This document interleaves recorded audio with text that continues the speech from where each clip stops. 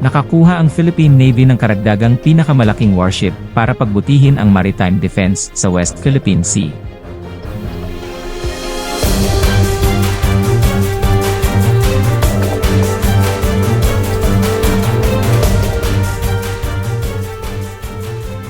Sa isang makabuluhang pag-unlad para sa mga kakayahan sa pagtatanggol sa dagat ng Pilipinas, may mga promising na indikasyon na ang bansa ay maaaring makatanggap ng karagdagang paghahatid ng mga karagdagang pinakamalaking barkong pandigma upang palakasin ang Philippine Navy.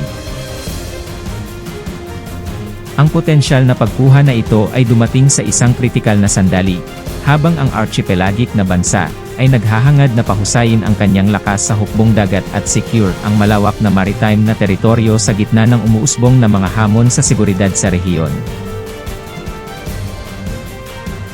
Ang mga pinagmumula ng gobyerno, na nagsasalita sa kondisyon na hindi nagpapakilala, ay nagpahiwatig ng patuloy na pakikipag-usap sa isang kilalang internasyonal na tagagawa ng barko para sa pagbili ng mga makabagong sasakyang dagat.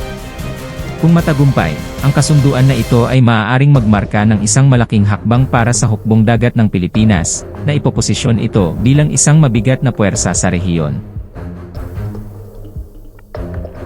Ang pinakamalalaking barkong pandigma na pinag-uusapan ay sinasabing napakahusay na mga multi-role na sasakyang dagat na may kakayahang magsagawa ng magkakaibang hanay ng mga misyon, kabilang ang pagtatanggol sa teritoryo, seguridad sa dagat, at pagtugon sa kalamidad.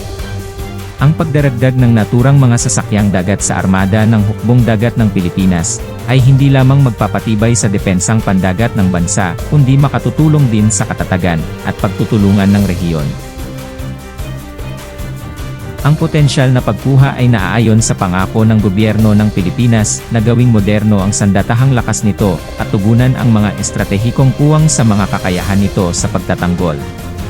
Iminumungkahi ng mga analist na ang pagpapakilala ng mga pinakamalaking barkong pandigma na ito ay maaaring makabuluhang mapahusay ang kakayahan ng Pilipinas na pangalagaan ang mga interes nito sa pinagtatalunang South China Sea, kung saan ang magkakapatong na pag-aangkin sa teritoryo ay nagdulot ng tensyon sa mga kalapit na bansa. Si Admiral Jose Gomez, hepe ng hukbong dagat ng Pilipinas, ay nagpahayag ng optimismo tungkol sa inaasahang pagkuha sa isang kamakailang press briefing. Ang pagdaragdag ng mga makabagong barkong pandigma na ito ay magiging isang game changer para sa amin. Ito ay lubos na magpapahusay sa aming mga kakayahan sa pandagat, at magbibigay daan sa amin na tumugon ng epektibo sa mga umuusbong na hamon sa aming maritime domain, sabi niya. Ang pinakamalaking mga barkong pandigma na isinasaalang-alang ay nilagyan ng mga advanced na sensor system, long-range precision weaponry, at modernong command at control facility. Ang mga tampok na ito ay mahalaga para sa pagpapanatili ng kamalayan sa maritime domain, at mabilis na pagtugon sa mga potensyal na banta. Bukod pa rito, ang mga sasakyang pandagat ay idinisenyo upang mapaunlakan ang iba't ibang uri ng mga helicopter ng hukbong dagat, na higit na nagpapalawak sa abot ng operasyon ng hukbong dagat ng Pilipinas. Ang potensyal na pagkuha ay hindi lamang tungkol sa lakas ng militar, kundi tungkol din sa pagpapaunlad ng interoperability at pakikipagtulungan sa mga kaalyadong bansa. Sa nakalipas na mga taon, ang Pilipinas ay aktibong humingi ng pakikipagtulungan sa mga katulad na bansa upang matugunan ang mga karaniwang alalahanin sa seguridad. Ang pagpapakilala ng mga pinakamalaking barkong pandigma na ito ay magbibigay ng pagkakataon para sa magkasanib na pagsasanay at pagsasanay sa hukbong dagat, na nagtataguyod ng katatagan ng rehiyon at ang kolektibong kakayahang tumugon sa mga hamon sa seguridad.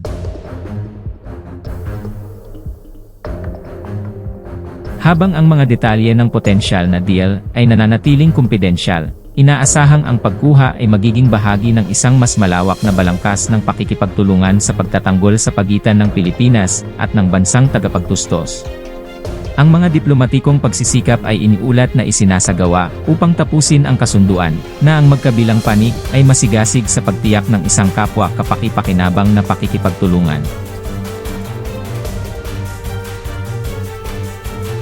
Ang mga kritiko, gayunpaman, ay naglalabas ng mga alalahanin tungkol sa mga nauugnay na gastos at mga potensyal na geopolitikal na implikasyon. Tiniyak ng gobyerno ng Pilipinas sa publiko na ang proseso ng pagkuha ay isinasagawa ng malinaw at naaayon sa mga pangangailangan ng depensa ng bansa. Ang pamumuhunan, anila, ay mahalaga para sa pangangalaga ng pambansang seguridad at pagtataguyod ng mga karapatan ng Pilipinas sa soberanya sa mga teritoryong pandagat nito. Habang umuusad ang negosasyon, nananatiling nakatutok ang hukbong dagat ng Pilipinas sa misyon nito na siguruhin ang mga interes sa pandagat ng bansa at mag-ambag sa katatagan ng rehiyon. Ang potensyal na paghahatid ng mga karagdagang pinakamalaking barkong pandigma ay kumakatawan sa isang makabuluhang hakbang tungo sa pagkamit ng mga layuning ito, na nagpoposisyon sa Pilipinas bilang isang responsableng aktor sa dagat sa rehiyon ng Asia-Pacific.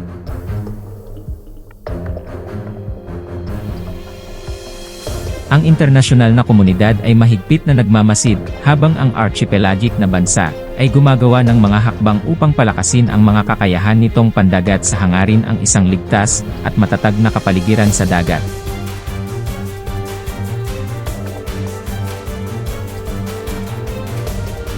Ang mga kritiko, gayunpaman, ay naglalabas ng mga alalahanin tungkol sa mga nauugnay na gastos at mga potensyal na geopolitikal na implikasyon. Tiniyak ng gobyerno ng Pilipinas sa publiko na ang proseso ng pagkuha ay isinasagawa ng malinaw at naaayon sa mga pangangailangan ng depensa ng bansa.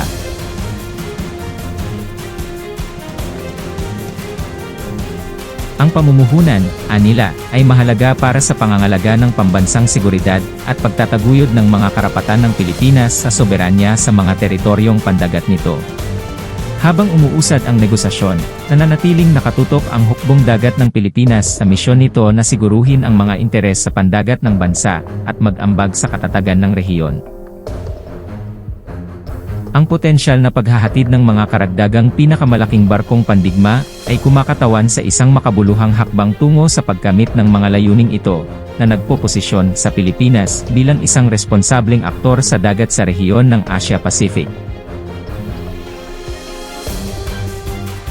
Ang internasyonal na komunidad ay mahigpit na nagmamasid, habang ang archipelagic na bansa ay gumagawa ng mga hakbang upang palakasin ang mga kakayahan nitong pandagat sa hangarin ang isang ligtas at matatag na kapaligiran sa dagat.